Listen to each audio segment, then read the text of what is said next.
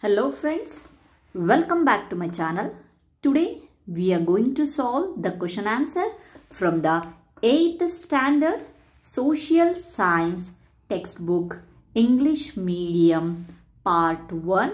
It's a revised syllabus 2024. Now the first chapter is from the history section, chapter 1, the sources.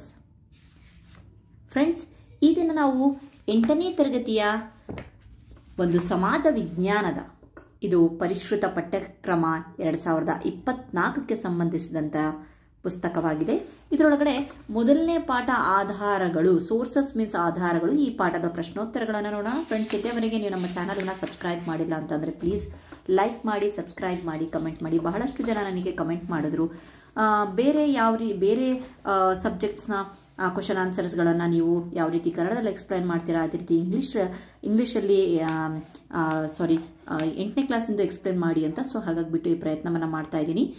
The first mean is fill in the blanks with the suitable words. ಕೆಳಕಂಡ ವಾಕ್ಯಗಳನ್ನು ಸೂಕ್ತ ಪದಗಳಿಂದ ಪೂರ್ಣಗೊಳಿಸಿ ಅಂತ. The first question is the two kinds of literary sources are. ಸಾಹಿತ್ಯ ಆಧಾರಗಳಲ್ಲಿ ಇರುವಂತಹ ಎರಡು ವಿಧಗಳು ಯಾವುದು ಅಂತ ಅಂದ್ರೆ the native literature and the foreign literature. ದೇಶೀಯ ಸಾಹಿತ್ಯ, ವಿದೇಶೀಯ ಸಾಹಿತ್ಯ. The second question, a literary source of ಅಶ್ವಘೋಷ is dash. ಅಶ್ವಘೋಷನ ಒಂದು ಸಾಹಿತ್ಯಿಕ ಯಾವ ಒಂದು ಸಾಹಿತ್ಯಿಕ ಆಧಾರವಾಗಿದೆ? Buddha ಚರಿತ. The first inscription found in Kannada language is Halmidi ಅಂತಂದ್ರೆ ಕನ್ನಡ ಭಾಷೆಯಲ್ಲಿ ದೊರೆತಿರುವ ಮೊದಲ ಶಾಸನ ಯಾವುದು ಅಂದ್ರೆ ಅದು ಹಲ್ಮಿಡಿ ಶಾಸನ. Okay, next part is answer the following questions in brief. ಸಂಕ್ಷಿಪ್ತವಾಗಿ ಉತ್ತರಿಸಿ. The first question is what are sources ಅಂತಂದ್ರೆ ಆಧಾರ ಎಂದರೇನು? The answer is sources are the basic material necessary for the construction or writing of history.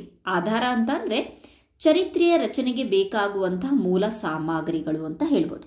Okay, ಅಥವಾ R ನೀವು ಈ answer ಏನಾದರೂ ಬರಿಬೋದು ಅಥವಾ ಈ ಆನ್ಸರ್ ಬರಿಬೋದು. The things used by human beings in the past have remained, they are called the sources ಅಂತ ಅಂದ್ರೆ ಗತಿಸಿ ಹೋದ ಘಟನೆಗಳ ಬಗ್ಗೆ ತಿಳಿದುಕೊಳ್ಳಕ್ಕೆ ಈ ಒಂದು ಡಾಕ್ಯುಮೆಂಟ್ಸ್ ಅಥವಾ ಆಧಾರಗಳಿದಾವಲ್ವಾ, ಇದು ಬೇಕೇ ಬೇಕು, ಅತಿ ಮುಖ್ಯವಾಗಿರುವಂತಹ ಸೋರ್ಸಸ್ ಆಗಿದೆ ಅಂತ ಹೇಳಿ. Okay, the next question is give 2 examples for the native and foreign literature each.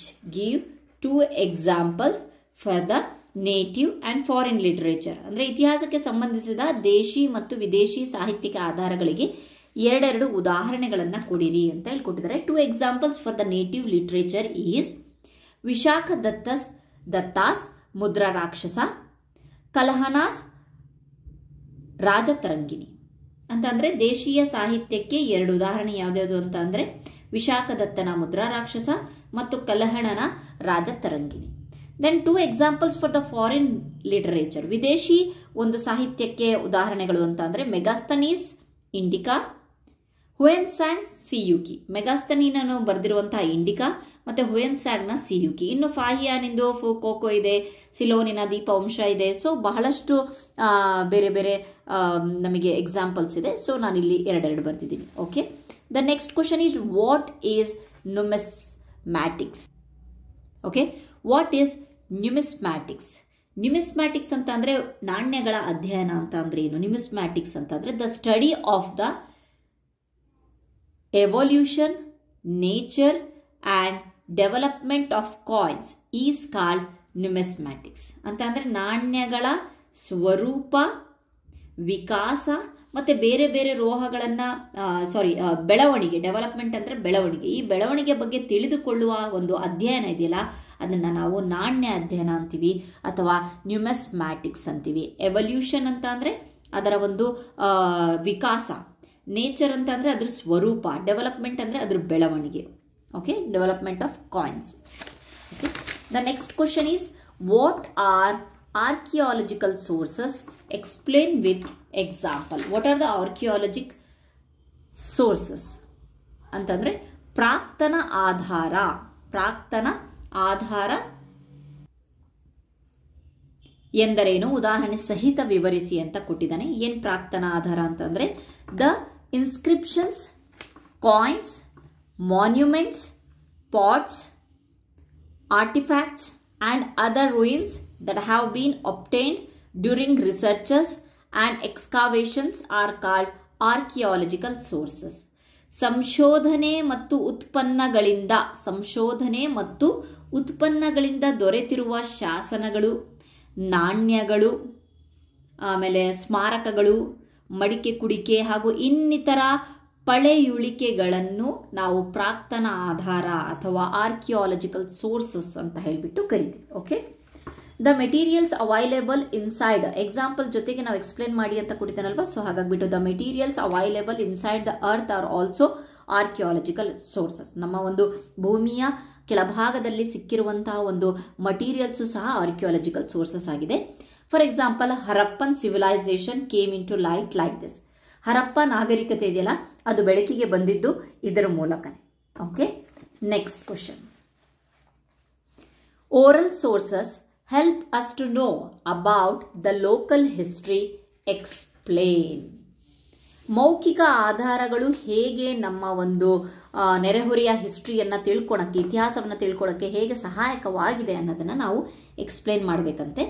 Okay, ಇಲ್ಲಿ ನೋಡಿ, oral sources are the information passed down through spoken words from one generation to another.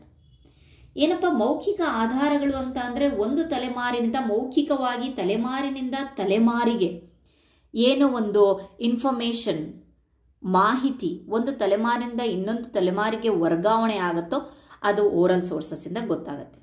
Second one, these are very helpful in understanding local history which may not be found in written documents. ಏನಪ್ಪ ಅಂತಂದರೆ ಈ ಒಂದು oral sources return ಡಾಕ್ಯುಮೆಂಟಲ್ಲಿ ಸಿಗಲ್ಲ. ಮೌಖಿಕವಾಗಿ ಏನು ನಾವು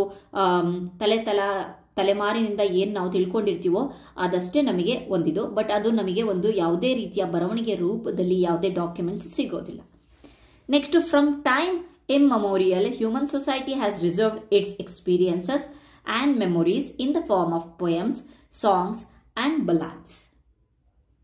ಅನಾದಿ ಕಾಲದಿಂದ ಮಾನವನು ತನ್ನ ಅನುಭವ ಹಾಗೂ ನೆನಪುಗಳನ್ನು ಹಾಡು, ಕಾವ್ಯ, ಬಲಾಡ್ಸ್ ಅಂದರೆ ಲಾವಣಿಗಳ ರೂಪದಲ್ಲಿ ಮೌಖಿಕವಾಗಿ ಅದನ್ನು ಪ್ರಿಸರ್ವ್ ಮಾಡಿಕೊಂಡು ಬರ್ತಾ ಇದೆ.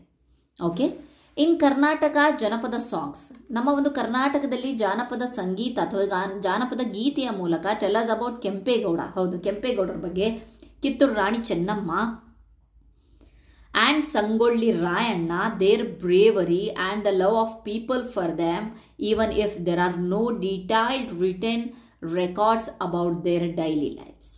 ಹೌದು, ಎಷ್ಟೊಂದು ಈ ಒಂದು ಕೆಂಪೇಗೌಡರ ಬಗ್ಗೆ ಆಗಿರ್ಬೋದು, ಕಿತ್ತೂರು ರಾಣಿ ಚೆನ್ನಮ್ಮ ಆಗಿರ್ಬೋದು, ಸಂಗೊಳ್ಳಿ ರಾಯಣ್ಣರವ್ರದ್ದು ಅವರ ದೇಶಭಕ್ತಿ ಆಗಿರಬಹುದು, ಅವರ ಒಂದು ಬ್ರೇವರಿ ಬಗ್ಗೆ ಆಗಿರಬಹುದು, ಅದೆಲ್ಲ ನಮಗೆ ಎಷ್ಟೊಂದು ಕಥೆಗಳು ಜಾನಪದ ಗೀತೆಯಲ್ಲೇ ಅವರ ಒಂದು